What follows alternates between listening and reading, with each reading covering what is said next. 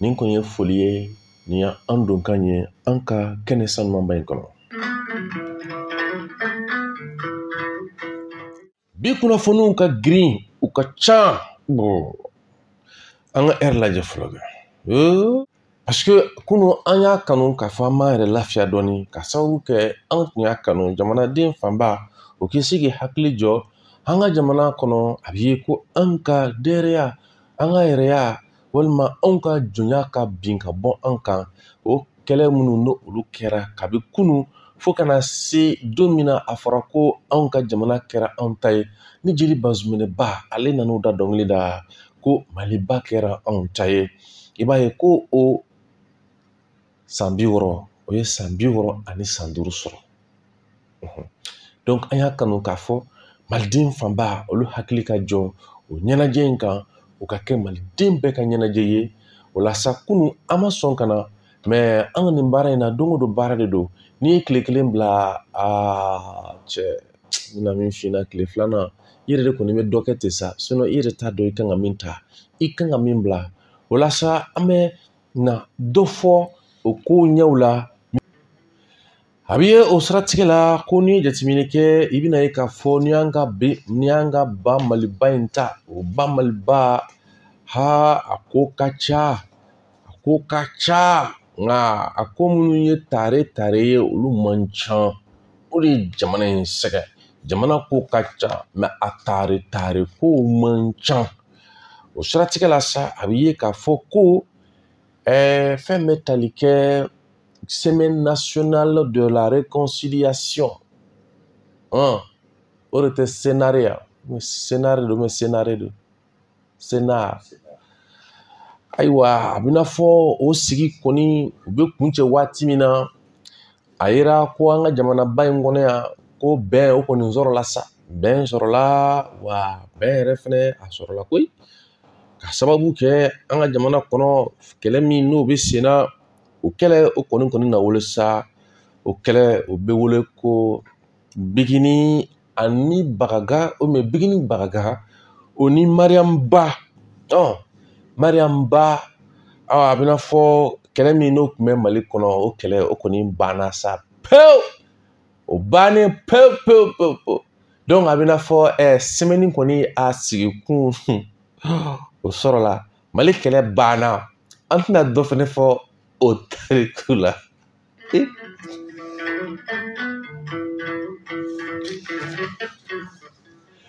o la sa Mali kɛlɛ o kɔni bannen kɔ sa an bɛ taa fo a bɛ fɔ min ma ko la Cour pénale internationale n'o ye CPI ye ko a bɛ ye an y'a sɔrɔ ka bɔ ORTM yɔrɔ la fɛn bɛ tali kɛ JT du 20h JT 20h i bɛna ye k'a fɔ ko Mali kɔni ale ye fosi ka bɔ cour Mali dɔrɔn tɛ an k'a fɔ ko l'AES la Confédération des États voilà la Confédération des États du Sahel donc ko an kɔni ye an bolo bɔ CPI ko in na pelenkete ayiwa kɔrɔfɔ min b'o kun kan an na jɛ ɲɔgɔn fɛ ko o kɔrɔfɔ k'olu fɛnɛ walawala ɲɔgɔn fɛ o la sa an ka jamana in a ko a ti ban o siratigɛ la ne dalen kɔni don min na jamana ko la o jamanadenw ka wuli ka jɔ ye dɛ n dalen don o de la nka malidenw ma n'aw sɔnna k'aw jingɔ ka jingɔ dɔɔni dɔrɔn dɛ k'i ɲɛ tugu ka yɛlɛ aw ɲɛ bɛ yɛlɛn wagati min na a bɛna sɔrɔ ko fɛn o fɛn bɛ yen nɔ k'o ladannen don k'o tun ye wasoko ye a bɛɛ bɔra yen Sékou Touré de ko ten l'indépendance n'aura aucune signification si elle n'implique pas la prise du pouvoir, l'exercice effectif de la souveraineté par le peuple qui est le référendaire suprême, le dépositaire de la légalité et de la légitimité. Quand on fait derrière, nous avons indépendance. Sékou Touré nana fɔ ko nafa foyi tɛna k'a la n'a ma kɛ faso jama k'i bolo don a kɔrɔ ye o faso jama min n'a bɛ ye ko olu de ye i bɛna ye k'a fɔ ko c'est-à-dire ko nɛgɛ tigɛyɔrɔ ye fanda ye quoi ko jamana ko a nɛgɛ tigɛyɔrɔ dɛ ko jamana kɔnɔdenw olu de c'est à dire que olu de y'a nɛgɛtigɛyɔrɔ ye a k'a b'i ye k'a fɔ sa ko ta yɔrɔ ye jamana kɔnɔdenw ta de ye wa ko bila yɔrɔ de ye jamana kɔnɔdenw ta ye a b'i ye ko maa minnu kɔni nana an ka denbaya d'an ma u ye sɛgɛn minnu kɛ bi an bɛna n da don a dɔ la k'a sababu kɛ jamana in dɔnnen de tɛ munna baw a t'a k'u dannen tɛ bawo i b'a ye ko caman b'i yɛrɛ kɛ kow ɲɛfɔbaga ye ka taa sɔrɔ i t'a ɲɛdɔn awɔ kɛ i bɛ se ka kow lakale n'a fɔ a fɔra i ye cogo min na mɛ a lakalen kɔfɛ mun de bɛ kuma ninnu kɔ i t'o dɔn n'i ma se k'o bɔ k'o di o b'a yira ko e m'a ɲɛ dɔn o de kama a bɛ fɔ a dɔ la ko maa dɔ bɛ kalan ka taa sɔrɔ lɔnniya ma sɔrɔ parce que i kalannen kɔ ni IOA la ou bien bapataja la ou bien i kalannen kɔ n t'a dɔn fɔ jumɛn ma cogo jumɛn tugun o bɛɛ kalan kelen kɔfɛ ne tɛ se ka kow ta k'u sogolo ɲɔgɔn sanfɛ ka a la ko la da o sira fɛ hali bi t'a walan dɛ walasa anw nana kanu k'a fɔ an ka jamanaba in kɔnɔ alamisa nata an fɛnɛ bɛna an ka jɛmukan min n'o bɛ wele k'a fɔ ko Bajɛnɛ o ka lɛfɛ o bɛna la ɲɛnamaya an fɛ ni kɛcogo kura ye kɛcogo min ni an bɛna journaliste damadɔ wele et puis maa min bɛ wele sisan k'a fɔ ko ɲɛma n'o ye Mande Sɛgɛ ale bɛna sigi ɲininkaliw balolenw bɛna k'a la a fɛnɛ bɛna jikɔfili balolenw di o Bajɛnɛ ka lɛfɛ a fɔra ko kanubaw k'a kɔkɔrɔ don kanubaw y'a ye ni ɲini ɲɔgɔn fɛ k'olu na kɛ Bajɛnɛ ka lɛfɛ kɔkɔrɔ donba ye o siratigɛ la sa o yɛrɛ kanu ko bɛɛ ka panpara ta k'u mago bɛ lamɛnjɛkulu k'a sɔrɔ ka taa se fo maa ba 20 ma 20 000 auditeurs fidèles de l'émission Bajɛnɛ ka lɛfɛ de la radio RFM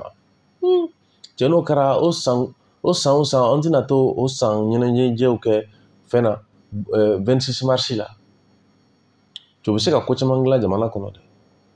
mais Yakuba Mamutu Jara n bɛna kelen f'i ɲɛna maliden bɛ giri fɛn ba kelen nɔfɛ mais dilanni kɔni maliden min bɛ giri dilanni nɔfɛ o man ca dɛ n b'o f'i ɲɛna dɛ cɛ kuma bɛɛ fo ji ka da sana kan k'a sababu kɛ cɛ anw bɛ nin ko ninnu caman daminɛ wagati min na malidenw ye min yira anw na an b'a dɔn tu bɛ kuma cogo min na i b'a dɔn ko ninnu tɛ ka kɛ faso ye kana siga la baw maaw don u fanba bɛ faso danga ka faso dencɛ sirilenw danga ka faso ɲɛta ko bɛɛ lajɛlen u b'a danga di kana siga la dɛ o siratigɛ la an b'a fɔ lamɛnjɛkulu ɲɛna ko Bajɛnɛ ka lɛfɛ ale fɛrɛ tɛ a bɛ taa min na sa o numéro c'est à dire Bajɛnɛ ka lɛfɛ panpara bɛ ta tuma n'i b'ale ta a bɛ taa fɛrɛ tɛ min na o de ye 79 08 36 34 79 08 36 34 79 08 36 34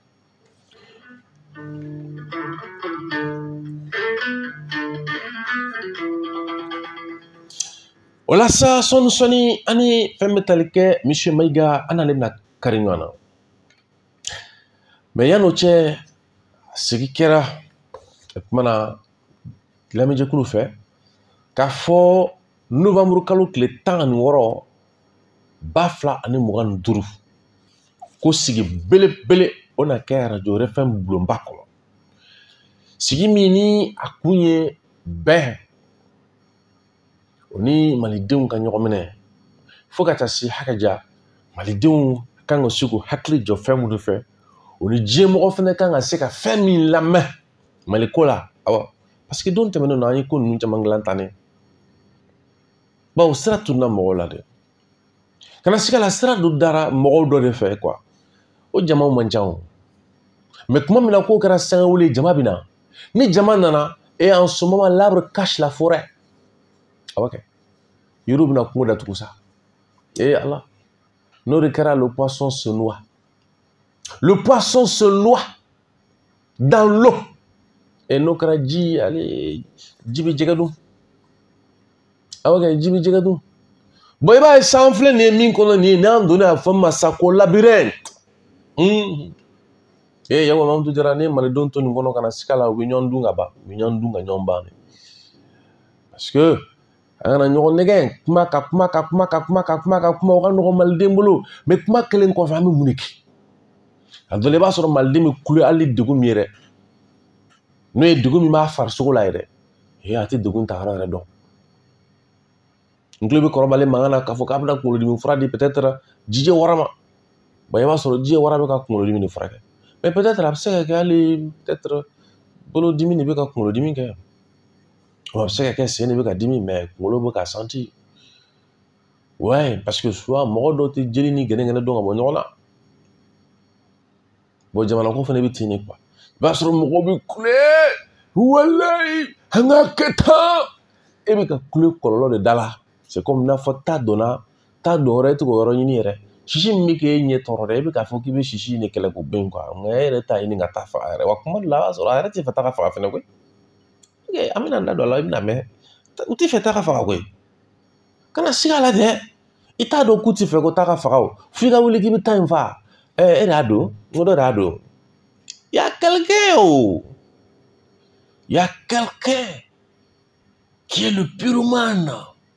Celui qui a mis l'incendie. Il veille. En même temps, il crie. Il crie comme s'il est victime. Ah non, non, non, non, non, non, non. Il en a mis, allez là, blague. Ni bolo wala gata donen do, i bolo do ala, bi bolo te. I ba do wala bi bolo te. Et tout donc. Mun je fira don don mina. U ti feta inga sa. O sigi belebele o bina ke na ka je le 16 novembre. Sigi nunu mani mɔgɔ caman parce que u b'a fɔ ko sigi nunu senfɛ ko caman bɛ dévoiler il dévoile k'a bɛ ko nunu ta k'u ɲɛfɔ a ɲɛfɔli b'e tɔɔrɔ ko k'a ɲɛfɔ ko pour que an ka bɛn sɔrɔ ja e tɛ fɛ an ka bɛn yɛrɛ sɔrɔ ko k'a ɲɛfɔ ko pour que Mali kana tila jɛ e tɛ fɛ o fana ka kɛ ko k'a ɲɛfɔ ko pour que malidenw ka fara ɲɔgɔn kan e tɛ fɛ malidenw ka fara ɲɔgɔn kan et puis e ka bɔ de bɛ an ka fara farali la e ka bɔ de bɛ an ka kɛlɛ in na e tɛ fɛ o ka ban e tɛ fɛ o ka ban fewu a y'a jeli kɛnɛ minsan lahakubaru cɛla k'an kisi ninnu tɔɔrɔ o la sa aw sigi bɛ kɛ n'ala ka jɛ arajo wɛrɛ fɛn min na novembre kalo tile 16 2025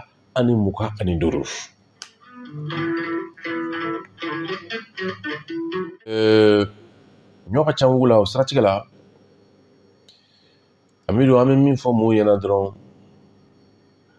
o ye le 22 septembre 1960 ale bɛ ko caman kofɔ dɛ mais ko minnu bɛ yen ni a dɔ la maliden yɛrɛ mago t'a la walima a dɔ la a ma fɔ maliden ye walima a dɔ la a fɔra maliden ye k'a turu a kun kan ni dɔfɔ fɔra i ye k'a turu i kun kan maa min bɛ nkalon tigɛ i ye dɔfɔ la a bili kunna ko jugu ɲɛ kɔnɔna na ko jugu t'i la k'o tigilamɔgɔ bɔ i sɔnna ma o ma sɔn ma dɛ maa min bɛ dɔfɔ fi i ye k'a turu a kunjugu kan c'est à dire a nemu quoi dakuruya kelen maa min bɛ nkalon tigɛ i ye quoi jugu t'i la diɲɛ dugukolo kɔ kan k'o tigilamɔgɔ bɔ jugu ti foyi e tɛ la jugulamɔgɔ kɔ diɲɛ dugukolo kɔ kan k'o tigilamɔgɔ bɔ k'a sababu kɛ mun ye ni dɔfɔ fɔra i ye k'a turu a kun kan a bɛ ka maanifinya de turu a kun kan tu verras le monde en envers tu verras le monde à l'envers ouais. Parce que a ye diɲɛlatigɛ kibaruyaw dɔ de ta ka d'i ma k'a turu a kunjugu kan o la e fɛnɛ bɛ kow ye o ye cogo la nin diɲɛ in kɔnɔ ye a b'i bila ka kɛ fɛn dɔ fɛ nkalon kan k'i bila ka fɛn dɔ kɔn nkalon kan o nkalon in kana siga la dɛ a b'i dusukun kɔnɔ wa a b'i hakili la wa i bɛ baara n'a ye o kɔrɔ k'a y'i bila sira jugu kan dugukolo in kɔ kan yan o sira jugu sa o bɛ tugu e kɔ f'i kaburu kɔnɔ i bɛ sa n'o nkalon ye i b'a jigiya k'a fɔ k'i jugu caman bɛ yen o tɛ se k'o k'i la i jugu bɛ ko caman k'i la i bɛ ka minnu ye ko i jugu f'i yɛrɛ olu caman bɛ dan sira la nka i bɛ dalen don min ta la n'o ye nkalon de f'i yɛrɛ i n'o nkalon bɛ taa da diɲɛ kɔnɔ i n'o nkalon bɛ t'i da kaburu kɔnɔ an k'an da ni nkalon ye kaburu kɔnɔ a dɔ la i b'a ye ko an ka maanifinya kɔnɔna na olu tɛ koba ye bilen n tɛ fɛ ka sa ni nkalon ye an ka namu kɔnɔ olu tɛ ce ne sont plus des valeurs à défendre. Tu verras le monde à l'envers. Kana sikala. Kana sikala. Kana sikala. Wa a b'i y'i ka ko bɛɛ la dɛ. Wa a b'i fɛgɛya koyi. Hali nafolotigilama. A b'i fɛgɛya hali cɛkɔrɔbalama. Wa a b'i fɛgɛya hali fangatigilama. Fanga b'i bolo nka i ka fɛgɛ. Awɔ. A ma ɲi dɛ. O la Hamidu, i b'a ye k'a fɔ n'i y'an ka jamanaba in ta k'a lajɛ 22 septembre min ni an ko k'an ka kibaruya kɔnɔ k'an bɛna an da d'olu la k'olu walawala dɔɔni. 22 septembre a dɔ la Mali kɔnɔ a ka ca dɔɔni. A ka ca dɔɔni. Mais bi an bɛna fila fɔ. Fila minnu ka surun ɲɔgɔn na. Dɔ b'a fɔ k'a ka ca dɔɔni. Mali ko ka ca koyi. Mali tɛ batara koyi. 22 septembre dɔ bɛ tali kɛ Logo Sabu Sire, i m'o mɛn? Le Wura Yamuri Sissoco, i m'o mɛn? An ma Yamuri Sissoco tɔgɔ mɛn? Ok, don dɔ an bɛna kuma Yamuri Sissoco kan. Nka bi an mago bɛ tumada kelen de la, Yamuri Sissoco. A b'i ye ko n'i y'an ka jamana ta min bɛ tali kɛ Kayi. Kayi min ni a b'i ye ko kuma dɔ la an kun ko k'a sira de man ɲi. Ko sa k'a sira yɛrɛ tigɛra. Ne ko sisan dɔ farala problème kan wa dɔ bɔra la dɛ. Sira man ɲi, laban ko sira tigɛra. Ok. Mais a yira k'a fɔ ko n'i ye jamana in sira ko jateminɛ, est-ce que sira b'a ka Mali kɔnɔ yan? Mais kuma bɛɛ k'a man ɲi. Mais sira tun ye fila ye Kayi quoi. Sira tun ye fila ye, fo saba. Ok. U ko kɛ Kayi donna kelen, bɔda kelen don. Ok. Nka sira saba bɛ yen dɛ. Avion, pankuru ka sira bɛ yen, o kelen ye. Bolimafɛn minnu n'olu bɛ boli sa, i bɛna ye k'a fɔ n'olu wele ko Konso. O fana sira bɛ yen. Train sira fana tun bɛ yen. Ok. Wa a dɔ la yɛrɛ sinamatigiw fana ka sira bɛ se ka sɔrɔ yen. Walima wotorotigiw ka sira. Bon non, olu ni Konsotigiw bɛ tɛmɛ sira kelen fɛ. Mais nin sira saba de. A sira saba la, jumɛn bɛ yen bɛ ko min bɛ se ka Kayikaw nafa? O fana don dɔ tariku ye an tɛ ban yen yɔrɔ kunna. Kayikaw bɛ Mali dɔ fɔ ka di. C'est-à-dire que n'i y'a min daminɛ, c'est-à-dire que a bɛɛ ye ko de ye quoi. Min a ka ca quoi, c'est trop. Awɔ kɛ, sirako kelen de tun bɛ yen, sisan ko sira yɛrɛ tigɛra. An ka taa. Terrain ko kuma tun bɛ sen na, ne ko terrain Korokara ye. A fɔra k'o fɔcogo ma ɲɛ. Bon, o yɛrɛ laban terrain ko yɛrɛ jɔra sa. Korokara, i ko k'i ka falili maga o y'a sara Bon, vraiment, a laban an bɛ sɔn k'a fɔ k'aw ka jija aw yɛrɛ ye sa. A laban. A laban an bɛ sɔn k'o fɔ dɛ. Parce que an ba ko sandare sira de don ko Bamakɔ Kayi tɛ dɛ. O fana welela. Ayiwa, sisan kɔni, a laban bɛ sɔn k'a fɔ ko Kayikaw an b'a jija aw yɛrɛ ye sa dɛ. Sinon, Mali ko ma nɔgɔn tɛ dɛ. Sinon a bɛ ne kun ko Korokara don. Bon, ko kuma ma ɲa. Korokara, o yɛrɛ ko bɛ dilan wagati min na, o y'a sɔrɔ Korokara yɛrɛ jɔra sa. Ko sisan kɔni, a kɛra baara ye. Falili maga bɔ. Falili yɛrɛ da ka sa siɲɛ kelen. Falili ko bannen. An n'a bɛ dɔ wɛrɛ la. Mali. C'est pourquoi den minnu t'a kɔnɔ olu n'an tɛ se ka ɲɔgɔn ye quoi. Den minnu tɛ Mali ko kɔnɔ i n'an tɛ ni ɲɔgɔn ye. Kana siga la fiyewu. Parce que e tɛ se ka foyi ɲɛfɔ. E ka lajɛ, ne yɛrɛ sigilen don n bɛna babu min fɔ fɔlɔ n da ma don olu si kɔnɔ fɔlɔ quoi. Bon, n bɛ ka n da don nin fɛn kelen kelen na, nin bɛɛ ye san babu de y'anw bolo. E tɛ foyi ɲɛdɔn nin si la. Terrain min ko fɔ Kayi, e t'a dɔn. A ye dugu joli sigi, e t'o dɔn. A ye dugu joli wele, e t'o dɔn. Terrain min se ka na ni lakana jumɛn ye Kayi sira kan, n'o ye an bɛ tɛmɛ Konso sira min fɛ, n'o ye goudron ye, a bɛ se k'o goudron lakana wa? A tɛ se k'o lakana wa? Mun y'a to terrain sira da la ka taa sɔrɔ goudron sira tun bɛ se ka da? Mun ye goudron sira? E t'o si dɔn. Donc e n'anw tɛ se ka ɲɔgɔn ye quoi. T'an tɛ ɲɔgɔn ye. Parce que e tɛ ɲɛdɔn a la. Terrain ko bannen dugu joli wulila? Terrain ko bannen sɛgɛn nana wa? Sɛgɛn ma na wa? Ko jumɛn kɛra? Gari tun ye joli ye? O gari tun bɛ latɛmɛ cogo di? Terrain tun bɛ taa, i bɛna ye k'a fɔ Dakar. Terrain ko dɔ fana tun kan ka taa Laginɛ. Terrain ko dɔ fana tun kan ka bɔ Algérie. I b'a ye k'a fɔ ka bɔtɔn ta ka bɔ yan k'i kunda san fo Gawo kan. Donc i b'a ye cɛ ninnu bɛɛ ye kobaw de ye Mali kɔnɔ yan, ko minnu n'a bɛɛ dɔfɔ ye dɔfɔbaw de ye, mais e tɛ nin si dɔn, e sigilen don kogoju gɛrɛnin fɛ suma falen na, cɛ ka tila k'i sigi k'a fɔ k'i bɛ fɔ an ka Maliko la, k'i bɛ dɔ fɔ i tɛ pɔr fɔ, i tɛ pɔr dɔn, kuma tiɲɛ o de ye, i tɛ pɔr dɔn. I sigilen k'a dɔn, a na kɛ ni bilankɔnɔ dɔɔnin bɛ e bolo, je connais tout.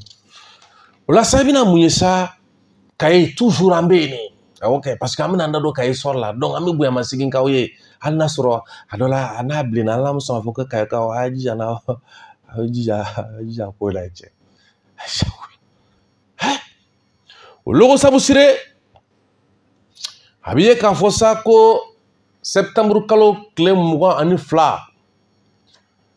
1878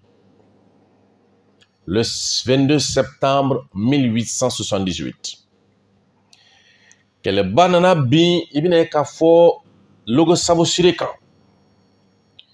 n'a bɛ ye k'a fɔ ko farafinna tilebiyanfan fɛ o kɛra kɛlɛba fɔlɔfɔlɔ de ye min donna minnu nana an lajɔnyali bolo kan o ni an ka jamana in cɛ gendew jigimata jigimaw kuru jinjɛnw m'a faamu damalenw ani damasarakɛw olu wulila k'u jɔ ka bingali ni jɔnmaya wale min kɛla i b'a ye k'a fɔ sa ko kɛlɛ maa bɛ se ka waati minnu fɔ a la n'a ma kɛ o waati kɛlɛ min ma bonya ka o kɔnɔ kɛlɛ ma bonya ka tɛmɛ o kan k'a daminɛ 1857 ka taa 1898 nin waati in kɔnɔ kɛlɛ ma bonya farafinna kɔnɔ ka nin kɛlɛ in bɔ an ka tilebiyan fan fɛ o la sa a bɛ ye k'a fɔ ko ni maa min ye Sabu Sire ta Sabu Sire kun ye dugu de ye dugu min n'a bɛ wele k'a fɔ ko Royaume de Logo an ka masala min n'a tun bɛ wele k'a fɔ ko Logo o faba don dugu min don sa ani Kayi cɛ i b'a jateminɛ k'a fɔ ko kilomɛtiri 25 bɔɲɔngo ale bɛ ba a numanyan fan fɛ o la i bɛna ye k'a fɔ ko nin kɛra ka bɛn waati min ma tubabukɛ min n'o tun bɛ an ka jamana ninnu kɔnɔ a maraw a kɔnɔna na nɔ k'a gosi n'a mara tun bɛ boli min ka bolo kan o de tun bɛ wele k'a fɔ ko Faidherbe ni cɛkɔrɔbaw ni musokɔrɔbaw ko a ma ko Fataraba tile nin kɛra tile min ni a tile in a kunnayara a kalayara tile in ma dibira k'a masiranya bawo a kɛra lajɔnyali tile de ye lagosili tile de ye lamaloyali tile de ye danpe tiɲɛ tile ye taabolo tiɲɛ tile ye maanifinya yɛrɛ burujali anw fɛ yan a kɛra o tile de ye tile in masiranyara k'a fin ka kunnagoya tile in cɛkɔrɔbaw b'a fɔ ma ko Fataraba tile ne Faidherbe tile le Faidherbe o la i bɛna ye ko Sabu Sire ale kɔni ale bɛna kɛ n'a fɔ a kɛra gunguru de ye c'est à dire que ale kɛra an bɛ tɛmɛ yɔrɔ jumɛn fɛ ka taa farafinna tilebiyanfanw tɔw minɛ Sabu Sire kɛra donda ye donda min fɛnɛ don a kɛra walankataba fuga ye fuga in tigɛma nɔgɔya baw kana siga la cɛngeninw tun bɛ yen kamalengeninw tun bɛ yen wura min finna Yamudi Sisoko ale tun bɛ yen a tɛ sɔn et puis o bɛ tɛmɛ duguma wa o bɛ tɛmɛ sanfɛ wa farajɛ tun t'a ko ɲɛdɔn a na laban min na sa fɛn bɛ tali kɛ Faransi la Faransi nana kɛlɛ in kalifa maa dɔ la min wele k'a fɔ ko lieutenant colonel Ehrenburg ale tun bɛ fɛn bɛ tali kɛ Senegal yɔrɔ min wele k'a fɔ ko Saint-Louis kɛlɛ dili a ma sa a bɔra Saint-Louis i bɛna ye k'a fɔ le 11 septembre 1878 septembre kalo tile 11 800 ani 70 ani 8 o san et kuma a bɛ se sabu sire i b'a jateminɛ o fana bɛnna tile 11 taama ma parce que Sénégal ale ni Kayi ma ɲa ɲɔgɔn na ten kosɛbɛ a ka kɛlɛcɛw i b'a ye k'a fɔ o tun bɛ taa fo maa 500 ani maa 85 kɛlɛfɛn min tun b'u bolo n'o ye a bɛ fɔ min ma ko les canaux n'o ye mugujugubaw bɛ kɛ kɛlɛminɛn min kɔnɔ k'a gosi n'a gosira a bɛ se ka tataw kari n'a gosira a bɛ se ka nin bɔrɔntɔ cɛw 4 de tun b'u bolo a kanu ninnu dɔw n'i sera Sénégal ka gun dɔ bɛ yen nɔ ko Île de Gorée n bɛ min f'i ye a kanu in est-ce que a bɛ se ka sigi nin studio in kɔnɔ wa a tɛ se ka sigi o daburu b'a la u bɛ sɔn ka 3 mètres bɔ a da bonda min min f'i ɲɛna wuludenin bɛ don a fɛ dɛ mugujugu de tun bɛ don o kɔnɔ k'o kɛ ka hadamadenw gosi o y'a sɔrɔ anw ka kɛlɛminɛnw dilanni ma se u kundama ma masa min ye Ala ye o min b'u bolo ka fara sotigiw 80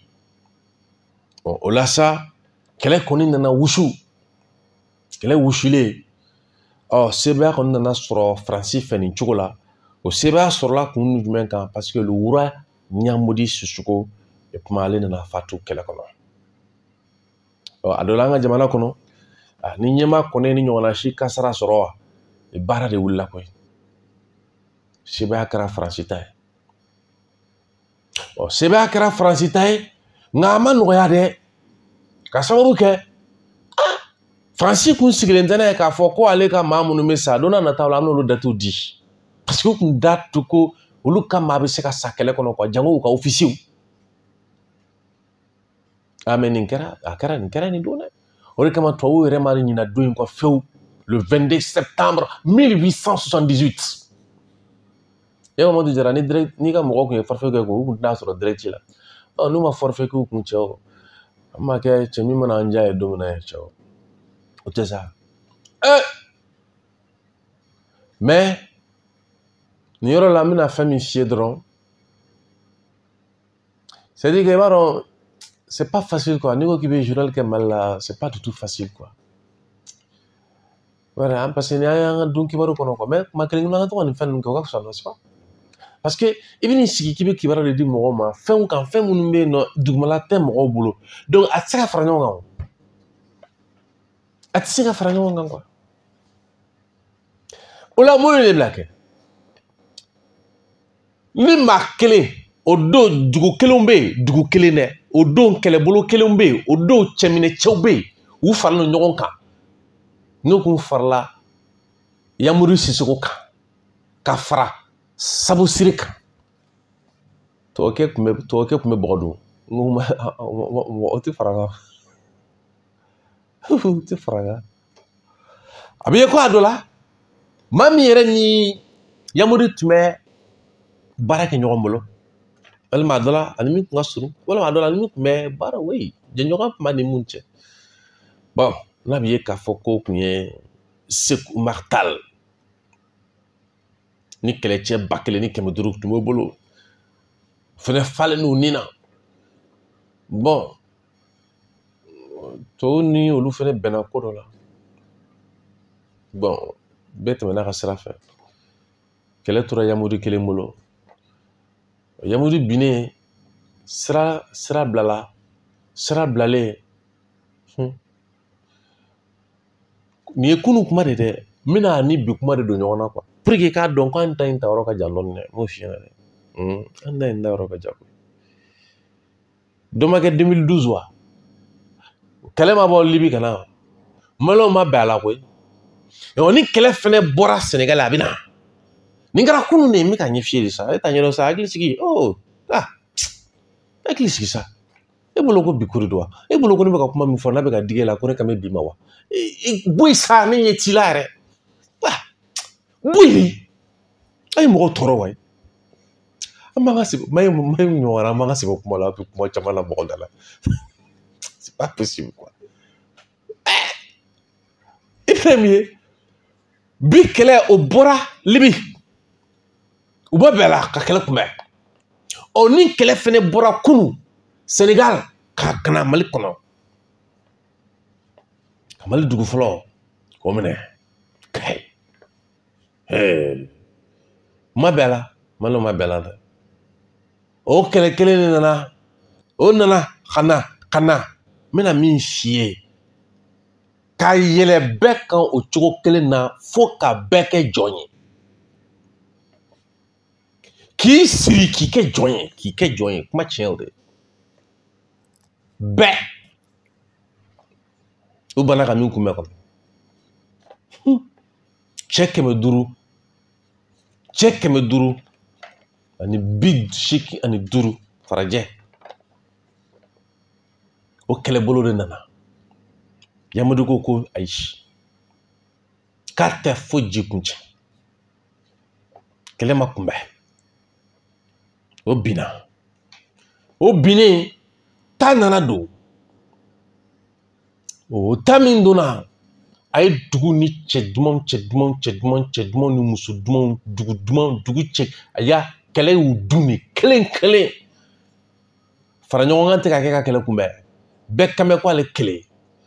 a labanna min na kɛlɛ ye bɛɛ ta kelen hop ka bɛɛ kɛ jɔn ye k'u siri k'u kɛ jɔn ye kak walahi k'i kɛ jɔn ye ne de ko ten i kɛra jɔn ye Mali kɔnɔ yan k'i siri koki awɔ parce que an dɛsɛra ka fara ɲɔgɔn kan hali bi an tɛ ka fara ɲɔgɔn kan quoi kunun ta kun ye lajɔnyali ye bi min bɛ sen na o tɛ dɛ o ye sila sa de ye an bɛna n da don Palestine kungoko la min bɛ Palestine e t'a dɔn min bɛ ka kɛ Sudan e t'a dɔn min bɛ ka ɲɛsin anw ma e t'a dɔn e bɛ kulonkɛ la e sigi e bɛ kulonkɛ la e k'i sigi i bɛna faamu k'i kɛra jɔn de ye i b'a faamu wa k'i siri parce que aw banna ka ɲɔgɔn minɛ k'i siri k'i kɛ kɔli a masaso a bɛɛ cira k'a bɛɛ kɛ jɔn ye min kɛra ka tugu la min ɲɛ f'i ɲɛna i tɛ min dɔn n b'o f'i ye u na mun kɛ Ala cɛ bɛɛ kɛlen jɔn ye waati min na u nana jɔn sugu de sigi Fort de Médine tu y'a sigi ka bɛn le 15 octobre 1855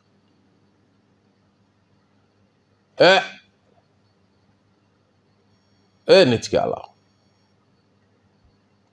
o la sa an tora o de lagosi kɔnɔ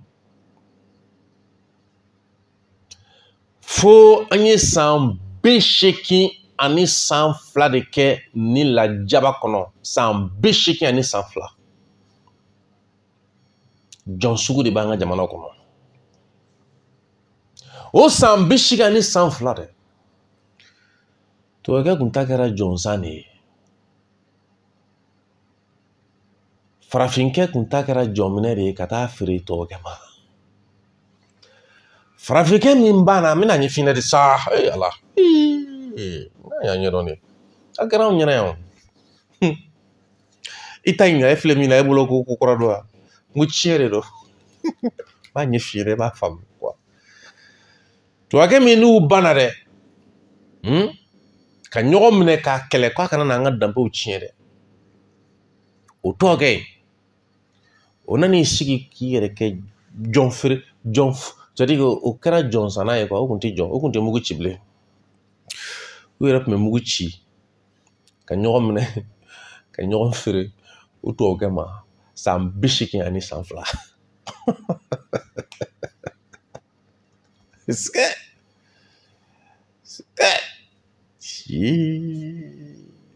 o jɔn feere sugubaw Banaba maraw ni Segu ni yɔrɔw jumɛnw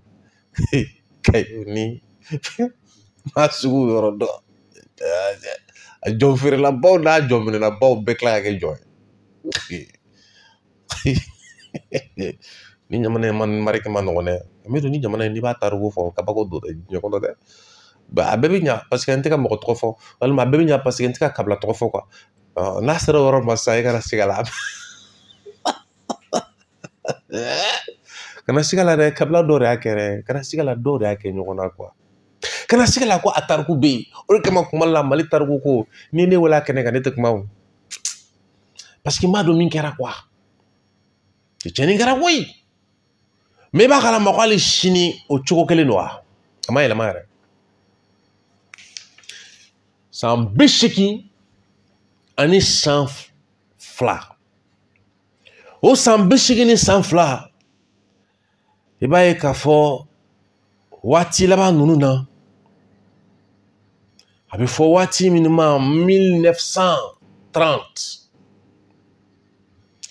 tuma min na cɛba dɔ nana bange an ka jamana kɔnɔ n'a bangera Segu mara la